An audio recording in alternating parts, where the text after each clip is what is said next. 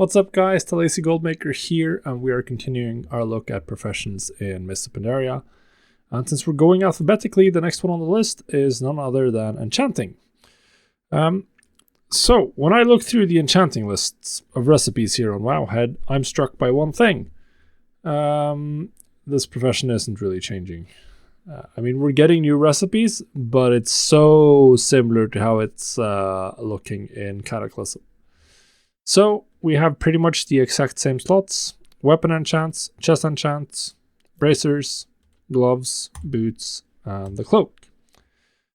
So we're covering the same slots, and generally speaking, the recipes are fairly cheap. Most of them just require dust or essences, with the exception of the bracer enchants, which take 3 epic crystals, and some of the weapon enchants, where the Dancing Steel and Jade Spirit in particular require 10 epic crystals, so they will be quite expensive early on.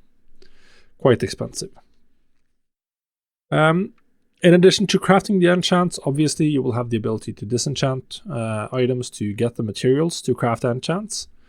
And doing disenchant shuffles where you craft some items that you can disenchant for a profit is obviously something we can look into as well. Where tailoring is generally the best one. At least that was what it was back in the day. We would craft Windwall bracers, Infinity Windwall bracers.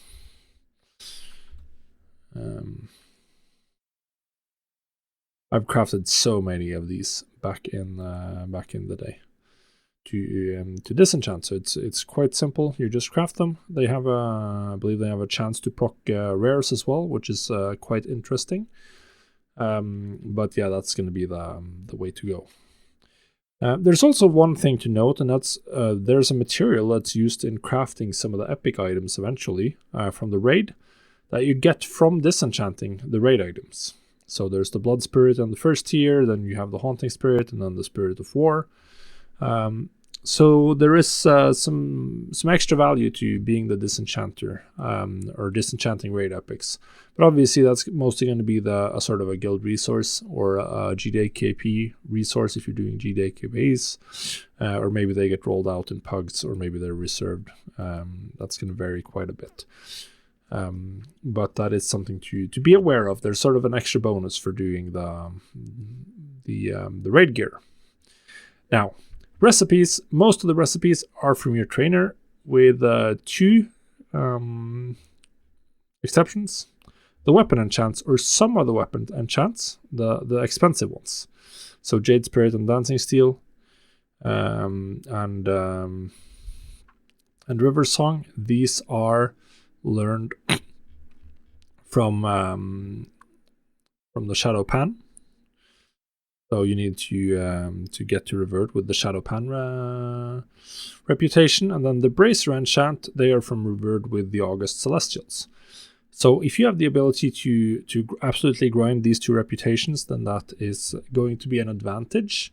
But these enchants are quite expensive, so I don't really expect people to be going for these before the raid. Maybe some people will be going for the weapon one, but it does require 10 epic crystals, which is just very, very expensive when there aren't that many epics rolling around yet.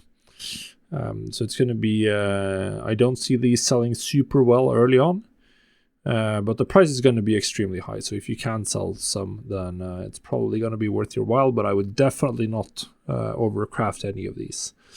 But then once the raid rolls around, we get a lot more shock crystals in the economy, and people start wanting to juice their characters, then we're going to see some better sales, most likely. Now, with how enchanting is this expansion, where there's really very, very few recipes that are hard to get, and you can differentiate yourself by having the recipe, I think that being effective on costs is going to be very, very important. Like if you can have cheaper materials than your competition, that's going to help a lot, because it's quite competitive. At least that's been my experience in Cataclysm. The servers are very large, so there's going to be a lot of people to compete with, and there aren't that many items you're going to be spread out over with enchanting.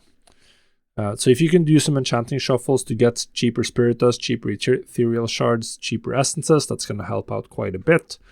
And then something you could do early on in Cataclysm was that you could actually some professions would let you craft the epic crystals. So if you had engineering and you were able to farm what's it called, and you were able to farm the orbs from the end of dungeon, which is my brain isn't remembering, the chaos orbs or whatever they're called in Cataclysm, then you could craft the engineering helmet, the bind and pickup helmet, and then disenchant that, and then that was often quite profitable as long as you had the BOP orbs to support it.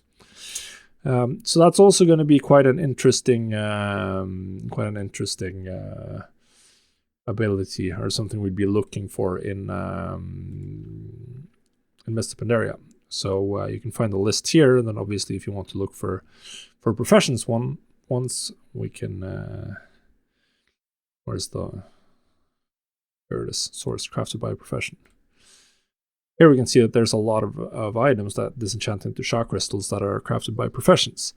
So some of them, like the tailoring stuff, is on a daily cooldown, but a lot of them just require spirits of harmony. So if you can get the spirits of harmony cheap or efficiently, then you have the ability to craft more shark crystals, and that can potentially be a very profitable use of spirits of harmony. Now most of this gear is BOE. So you could also just sell the gear, and that would probably also be profitable. So it would be a case of what the profit margin is and whether or not it's worth it. But it is something to look into once we roll around into in the expansion. So I would definitely be checking the price on pretty much every epic crafted item in the first patch to see if any of them can be crafted for less than the cost of a shark crystal, because then that's going to be interesting. Engineering might be a case again, because there's not that much of a market for crafted engineering stuff, because everyone can craft it themselves if they need it. But we will just have to see. I believe that most of the crafted epics are BOE this time around, so there's not going to be something where it's just a crafting cost and you can't sell it. If you can't sell it, then that's going to drive up the price, or at least the availability a little bit of the crystals, because you can just buy the finished items potentially if the crystal is more expensive. But it is going to be something you can make potentially a lot of gold with before the enchanting market really gets off the ground, when shark crystals are super limited in quantity before the raid opens, or in the very early days of the raid, when pretty much all the gear that drops is just going to go on to characters instead of being disenchanted. So yeah, that's my look at enchanting. I don't think enchanting is going to be like a great, super great profession. But I mean, I didn't make that much gold with enchanting in Cataclysm, but I didn't spend much time on it either. During the period I was focusing heavily on gold making, I was not doing this at all. I was doing other stuff like inscription decks and stuff like that.